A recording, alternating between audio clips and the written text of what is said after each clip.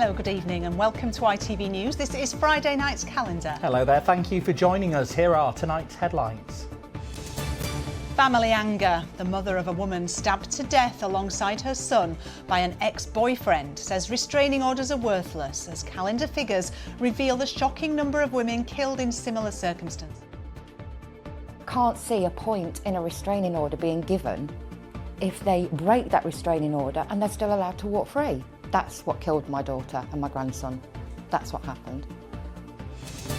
Tough penalties for fly tippers in Calderdale as the council warns illegal rubbish dumping costs more than £1 million a year. Hopefully it sends a message to those that are considering fly tipping that actually there are serious consequences.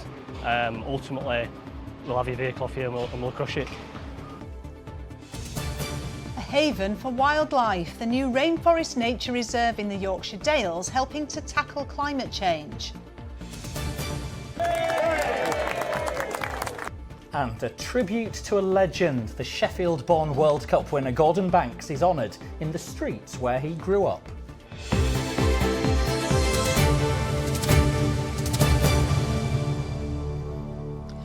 A mother whose daughter was killed by a man who had a restraining order against him says such orders are not worth the paper they're written on.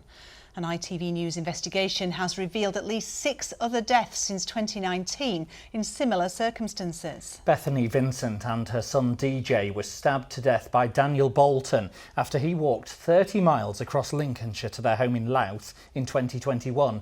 Bethany had reported him to police for breaching his restraining order multiple times. Now, Freedom of Information requests submitted by Calendar have revealed just over half of restraining order breaches in the last 5 years resulted in a charge. It's led to questions over whether a new domestic order being trialled will be more successful. Amelia Beckett has this exclusive report. He's attacked my daughter twice, knocked her unconscious, and then let him walk free from court.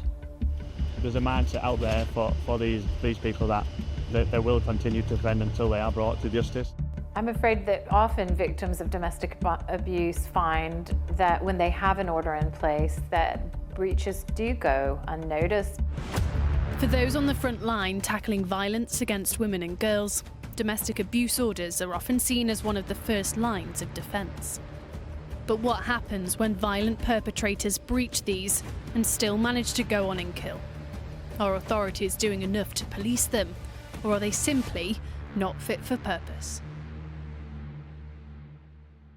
She was a devoted mum, absolutely devoted. Her boys were everything to her, especially DJ with his special needs, you know.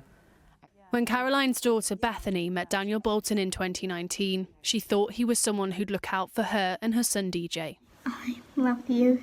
But within months, he'd become controlling and abusive. It started off with phone calls getting less and less, or shorter and shorter, and starting to get the odd bruises and wearing scarves. But after one violent attack where Bethany was knocked unconscious, she reported Bolton to the police. Over the course of the next year, she took out 2 restraining orders against him. But despite multiple breaches, he was never jailed. On one night, he bombarded her with 900 messages. The next day, he walked 30 miles across Lincolnshire, broke into her home and stabbed Bethany and DJ to death. Bethany and us did everything we possibly could as a family by reporting him every time. For anyone in that courtroom or anything to look at that, see that he's attacked my daughter twice, knocked her unconscious, and then let him walk free from court. That's what killed my daughter and my grandson. That's what happened. And so in your mind, do restraining orders, are they worth anything? They're not worth the paper they're wrote on. I can't see a point in a restraining order being given if they break that restraining order and they're still allowed to walk free. I don't know what the paper's for. ITV News has found Bethany is one of at least 7 women killed by men with restraining orders in the UK since 2019. And in the last 5 years, despite at least 2,300 breaches of restraining orders recorded in our region, of the police forces who responded to us, Figures show just over half of these resulted in an alleged perpetrator being charged. On Teesside, Cleveland Police is trying a new approach. They are one of 4 forces in the UK trialling DAPOs, or domestic abuse protection orders. If breached, it can result in up to 5 years in prison. None of our forces are included in the trial, so we were invited to join police officers here on a day of action. So we're going to try and arrest the suspect now for a breach of his domestic abuse protection order, as well as other suspected offences. He was given the domestic abuse protection order for some offences that he'd recently committed against his partner. He's been trying to contact her again, but as well as doing that, he's committed other offences against his partner. Unlike restraining orders, DAPOs can be applied for before criminal proceedings have taken place, giving protections to a potential victim immediately. Today, this unit alone is responding to reports of 7 breaches. This, their first successful arrest, taken to custody in Middlesbrough. We're about halfway through the day here, and this is the 9th suspect that's been brought into custody on domestic violence related offences. 3 of those have been for breaches of DAPOs. The pilot is being funded by the Home Office as part of government plans to halve violence against women and girls in the next decade. But in the last 5 years, the charge rate for breaches of restraining orders here is below 50%. So I asked the force's head of safeguarding how DAPOs will be any different. Yeah, it's hard to say without looking at those individual cases why they didn't result in a charge, but ultimately the evidential threshold for a DAPO is quite straightforward. There are conditions that are set. If there's evidence that the offender or the perpetrator has breached those conditions, then in essence they will be charged with the offence and they will go before the next available court. It's not a great figure though, is it? Less than 50%? It doesn't sound great, and I can only assume that it's based on the available evidence that is there to enable those charging decisions. Despite that, the force says DAPOs are making a difference, with more than 200 secured since the pilot began in March. But more orders means more work, and that needs funding. We cannot kid ourselves that you can pass legislation, have an order, and somehow the order will just magically fix our problems. They're only fixed if we roll up our sleeves, get the detail right, get the enforcement right, make sure that everyone is playing their part and victims are not let down. Lincolnshire Police says it's treated recommendations made since Bethany and DJ's death with the utmost importance. But Caroline is not convinced another type of domestic abuse order is the answer. I had faith that the first restraining order would help her. Then I had faith that the second restraining order would help her. So until we see a reduction in what's happened to Bethany and DJ, then I'm very doubtful that this will help. Well, Amelia has spent months working on this investigation and joins us here now. Amelia, what's the government said in response to your findings? Well, they say that these orders will strengthen protections against domestic abuse victims and survivors because they go further than existing measures by allowing courts to impose tougher restrictions such as electronic monitoring and behaviour change programmes. But as I mentioned in my report, more orders means more resources are needed, and the question is, will that be funded? So, have you an answer to that question, Amelia? Will it be funded? Well, this pilot was supposed to last 2 years. It began in March at Cleveland, and I've been told by the Home Office that they can't confirm whether it will be continued after this financial year because they say that allocations from the spending review still haven't been confirmed. Now, Cleveland is adamant that they think that this is a positive thing and they want it to be rolled out nationally. You would think the government would agree, particularly with that target of halving violence against women and girls in the next decades, but it looks like we'll have to wait until March to see if this will continue. OK, Amelia, for now, thank you very much indeed. Yes, and if you've been affected by the issues raised in Amelia's report, you can find source of information and support on our website. Just head to itv.com/calendar. Well, next tonight, it's a health hazard to people and it's causing animals to suffer what landowners call slow, painful deaths when they ingest it. Fly tipping in farmers' fields and on public land is a huge problem in many areas, but perhaps none more so than Calderdale. The council there has introduced a new enforcement team to crack down on it, but it's costing the taxpayer more than £1 million a year. Helen Steele reports. People come from all over to enjoy the beauty of the Calderdale Hills. But they also come to dump anything and everything, including the kitchen sink. So somebody clears the kitchen out, all the building rubble, bang. Landowner Jonathan has been out collecting. Today's haul includes drugs and fireworks, but every day is different. Over the years we've had mattresses, 40 harvested cannabis plants, it's got lots of fireworks in the field. The cow could quite easily swallow this and probably dies a painful death. He's often helped by a local community group, which claims the problem is so prolific that it will be unmanageable without them. We've had an annual big clean-up. This is the second year we've done it. First year we got over 1,000 kilos. This year we picked up another 370. So this is one of our hotspot areas in Calderdale. It's also a huge issue for a small council team to deal with. We have about 3,000 to 4,000 jobs of fly tipping in the system. We find fly tipping in all areas. We've got 140 square miles of Calderdale, of which any area could have fly tipping in it. Well, these men behind me are part of a team of only 4 from Calderdale Council who can spend up to 8 hours a day collecting rubbish. But they also lead the prosecution, placing cameras, identifying number plates, and for anyone who has fly tipped, they could end up knocking on the door. And for those caught in the act, this is one of the consequences. This is the 23rd car the team has seized, taken to a nearby scrapyard, never to be used for fly tipping again. Hopefully it sends a message to those that are considering fly tipping that actually there are serious consequences. Ultimately, we'll have your vehicle off here and we'll crush it. All evidence is sent to Calderdale's CCTV control room. What are we looking at here? Yeah, so today you've seen a vehicle being crushed. This is the CCTV evidence of said vehicle fly tipping. As well as cars being crushed, you can get a £1,000 fine and, for persistent offenders, a jail term. There are also repercussions for people who inadvertently use rogue traders for waste removal. You need to make sure that whoever you are using has the appropriate waste licence and they're doing exactly what they need to do, because when the waste leaves your house, the responsibility does not move off you. Dealing with fly tipping costs the Calderdale taxpayer more than £1 million a year. What's left of this car will now go on display in the area as a reminder of the council's effort to quash a growing problem. Helen Steele, ITV News in Halifax. Right, it's just coming up to 6:15, still to come on the programme this evening. One of the greatest goalies of all time is honoured in his hometown of Sheffield.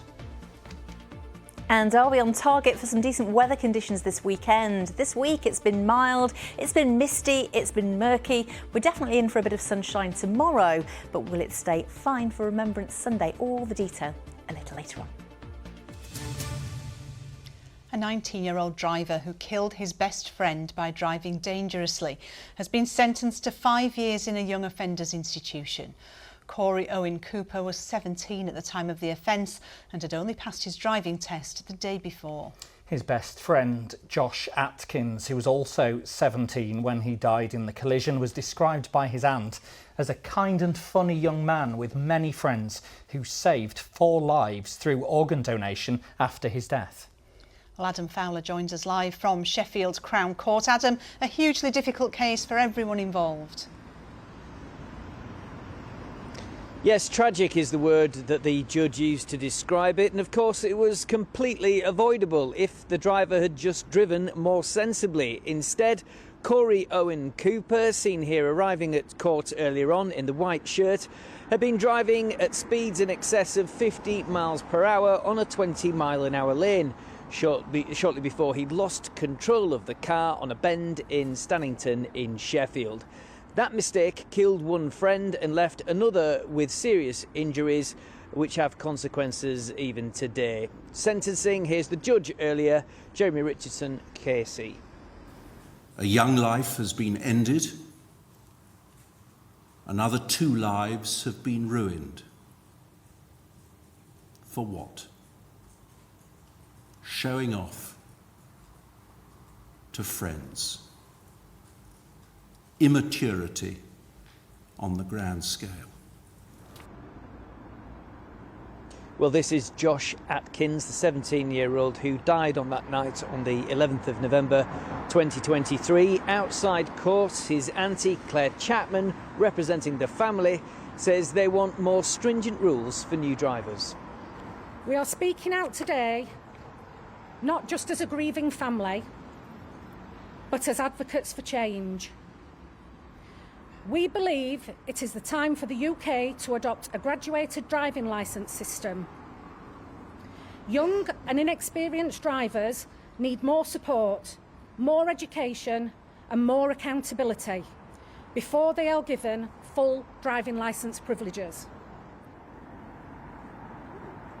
Well, Cooper often wept throughout the proceedings today. He was given credit for an early guilty plea to the charges of causing death and serious injury by dangerous driving, and his sentence was also reduced because of his young age. Nevertheless, he now faces 5 years in a Young Offenders Institute and will be banned from driving for more than 7. Adam Fowler at Sheffield Crown Court for us tonight. Thank you. OK, coming up at 6:30, it's the ITV Evening News with the headlines. Here's Lucrezia Millerini. Tonight on the ITV Evening News, the woman who claimed to be Madeleine McCann guilty of harassment. Julia Van Delt bombarded Kate and Jerry McCann with emails, voicemails and even turned up at their home. A mistakenly released migrant sex offender is re-arrested. The latest on that. Plus, could Sky take over ITV's television business and what would it mean for viewers? And the young dart star about to shake up the sport. Those stories and more at 6:30. But before that, could a new plan to reintroduce temperate rainforests to North Yorkshire help tackle climate change? The Yorkshire Dales are famously damp and drizzly, which could be perfect conditions. The project's been led by the Yorkshire Wildlife Trust, with the funding coming from big businesses. And it's hoped the reforestation could help with carbon capture as well as reducing flood risks. Fraser Maud has more. And in some of the dark, shady corners that we'll go to in a minute, we're really hoping that the climate will be right for some temperate rainforests to establish. When you think of rainforests, you don't immediately think of the Yorkshire Dales. But there were temperate, not tropical rainforests here for thousands of years before we humans came along. Now there are plans to reintroduce them. There was a lot of woodland here before on the bank that you can see behind us. So we can reintroduce that sensitively with the right native species of trees that are going to be able to climate adapt, we hope, alongside the plant life that we've got here. So it's about enhancing the benefits that this site can bring. The £38 million scheme is funded by Aviva Insurance. The money is used first to buy the land and then to fund the reforestation. We all know that climate change is happening now, whether it's the flooding that we're seeing, whether it was the wildfires that we saw happening. That has an impact on people, on homes, also has an impact on businesses. So we see some of those responsible businesses stepping up and saying how can they work with government, with communities across the UK to be part of the solution. And this is just one of several sites helping provide those solutions. This scheme is what's known as a high-integrity environmental project. That means it works on many levels and provides multiple benefits. Not only will the trees provide extra carbon capture, it'll also help vastly improve the biodiversity in the area. The benefits of reintroducing the forestry will be constantly monitored. What we're trying to understand is whether the small-scale climate conditions at this location are helpful for temperate rainforests to be able to thrive, and whether, in fact, as those temperate rainforests form, whether they're actually creating the climate conditions that encourage more rainforests to establish. Sadly, neither Dr. Cat nor the people who plant the trees will be around to see the results of the research project. It's going to last 100 years. Fraser Maud, ITV News in the Yorkshire Dales. Well, Kerry joins us now. Kerry, that looks like a very innovative scheme there. It looks amazing. All that patience and forward thinking, though, for like generations and generations to come. We're going to need a bit of patience over the next few nights, you two, if you want to see the aurora. Love it. I get very excited about photographs. This, of course, is again in the Yorkshire Dales, Malham Tarn, taken last year in March. A big thank you to Kurt. And this only just last month at Flamborough. A big thank you to Astro Dog, who are very keen on night sky photography. A beautiful shot there. But yes, there is a chance overnight tonight and the next few nights. I mean, mine looks a little bit more like this, like Anthony's, which is fair enough because you have to let your eyes accustom, don't you, to the light. I mean, it's been quite active, the aurora, over the last few years. Last February was the bonanza that we had. So yes, we need to see them, and look at the forecast for tonight. Red, 100% in Scotland. You're very lucky. You're almost probably going to see it with clear skies. We do need weather conditions though. Tomorrow night there's a chance, and again Sunday night into the early part of Monday there's still a chance. So tonight is the best chance of an aurora. 100% in the north, all the way down though, the Met Office forecast is all the way down to the Midlands and Wales. The better chance weather-wise is tomorrow night against clear skies, all these weather fronts staying out to the west at least until we head into the second half of Sunday, which is also good news because we need clear skies or at least dry conditions for Remembrance Sunday services. So the forecast for Sunday morning is for it to be a little bit chilly, but it should be frost-free, mainly dry, bright start, but with some cloud later. So are you going to be aurora hunting tonight? You've got your app. I've got an app on my phone that tells me if there's a chance. It's been pinging. It will be so pinging. I'm hopeful. Yeah, in the dead of the night when we're all asleep. I might That's not what get up in normally the dead of happens. the night. And the clouds are all covering it over anyway. There's just a little window this evening, so you can sleep well because there's no chance later tonight. Kerry, thanks very much indeed. We'll have you back with your full forecast Of course you will. a little later. Thank you. Now, mention the World Cup to an England fan and they'll tell you it's been a long wait. It's knocking on 60 years since the Jules Rimet Trophy was lifted at Wembley, and only one player who was on the pitch that day survives. That's Sir Geoff Hurst, of course, who got that famous hat-trick. Now, the only Yorkshire-born member of that much-revered 11 was the goalkeeper Gordon Banks, who was born in Sheffield. Today, a plaque has been unveiled to mark where he grew up. Among those at the ceremony was Gordon's nephew Nick, and fans of a certain Sheffield rock group might recognise him too. Chris Storks reports. Commemorating one of Sheffield's finest, a blue plaque was unveiled this morning to legendary World Cup winning goalkeeper Gordon Banks on the street where he was born 88 years ago. We're very proud. It means an awful lot. Dad was a very, very proud man from Sheffield, born and bred in Sheffield, and never forgot his roots. Football was his life, and obviously to be remembered this way for us, it's phenomenal. He was an ambassador for the city and for the sport, and that's why we're celebrating his life, his work, and the great pleasure he brought to other people. The only Yorkshire-born member of England's 1966 World Cup triumph, Gordon Banks was the greatest goalkeeper of his generation, and in 1970 pulled off what is widely considered one of the greatest ever saves to deny Brazil and Pelé. I already jumped to say go, then I looked there. And a fantastic save by Banks! Go. What a fantastic save by Gordon Banks! I got it right and it hit the top of my hand and it went in that direction. Now, lots of people have brought various pieces of memorabilia along to this event, including this. It's the official programme from Gordon Banks' first ever Football League appearance, playing for Chesterfield back in 1958, and it's even been signed by the great man himself. Well, we like to think we were the professional club that gave him a chance, really. Played for us, in the 50s, and a real legend, obviously. I was lucky enough to meet him at least 6 times that I can recall, so I had to come along today and see this because one of Sheffield's greatest footballers, isn't he? This man was my hero when I was growing up, when I was a kid, and he was one of the inspirations and one of the reasons I went to playing football in goal. Talented hands clearly run in the family. Gordon's nephew is Nick Banks, the drummer with Sheffield rock band Pulp. I was in Mexico, in Guadalajara, about 10 years ago, and we went to the stadium where Gordon did the wonder save from Pelé. I said to the kids, we're going to recreate it. And Jeannie played Brazil, I played Gordon, and we recreated it, and the kids are still embarrassed about it now. So, yeah. So did you make the save? Not quite as athletic as Gordon said. Right. I must say that. But, he couldn't play the drums either. He did win the World Cup though, and this is a photograph of the Banks family the day after the final in 1966, including a 1-year-old Nick looking adoringly at his famous uncle. Gordon Banks passed away in 2019. His legacy lives on.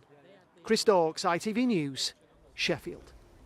Oh, nearly 60 years on since we won the World Cup, and we've never forgotten, have we? We're still clinging on to that seeing the glory. footage is still so good, and seeing how much it means to all those people that this tribute's still being paid. Really, really great moment. It is fantastic. Well, let's get the full forecast now as promised. Let's go to Kerry with the weather. Today's forecast: seafood and sugar cube towns. TUI sponsors ITV Yorkshire Weather. Yes, becoming increasingly cloudy, damp, misty and murky as we head deeper into tonight, unfortunately.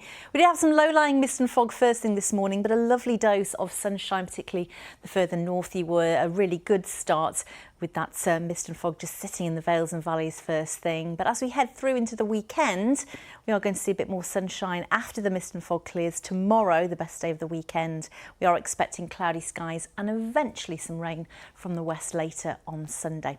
So this has been the story today. Those sunny spells first thing this morning, then cloud filtering in from the south, then those showers, that brief window of clearer weather before the second front comes in from the southwest as we head deeper into tonight. So there will be a very brief respite of drier, clearer conditions before this system comes through, but generally quite cloudy, becoming quite damp, misty and murky for many places into the early hours. You might be lucky over the Pennines and especially down towards the Peak District with once more slightly cooler and clearer conditions by dawn. So for most of us, especially out towards the coast, a bit of a cloudy, damp, murky start first thing this morning, but everything clears off into the North Sea, and for most of us it's dry, bright with some really decent sunny spells, just a bit of patchy cloud and a very outside chance of catching a shower. Tomorrow for most of us is dry. There's a westerly breeze rather than a southerly, so it won't feel quite as muggy and warm.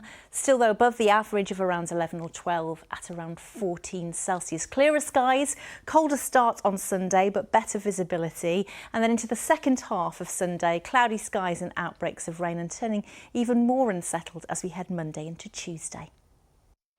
TUI sponsors ITV Yorkshire Weather. There you go. Phone at the ready, James. For his app pinging. Yeah. Pinging all weekend. Fingers crossed for a dry morning on Sunday for all those paraders. Absolutely, yeah, I think it'll be dry, yeah.